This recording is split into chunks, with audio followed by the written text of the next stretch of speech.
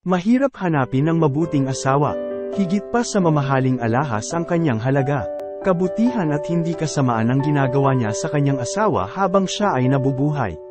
Magaling siyang magnegosyo, at matiyag ang nagtatrabaho hanggang gabi. Matulungin siya sa mahihirap at mga nangangailangan. Malakas at iginagalang siya, at hindi siya nangangamba para sa kinabukasan. Nagsasalita siya ng may karunungan, at nagtuturo ng may kabutihan. Masipag siya, at inaalaga ang mabuti ang kanyang pamilya. Pinupuri siya ng kanyang mga anak, at pinupuri rin ng kanyang kabiyak na nagsasabi, maraming babae na mabuting asawa, ngunit ikaw ang pinakamabuti sa kanilang lahat. Ang pagiging kaakit-akit ay makapandaraya, at ang kagandahan ay kumukupas. Pero ang babaeng may takot sa Panginoon ay dapat purihin. Dapat siyang gantimpalaan sa kanyang ginawang kabutihan at parangalan sa karamihan. Kung nagustuhan mo ang aking video, please follow, like and share.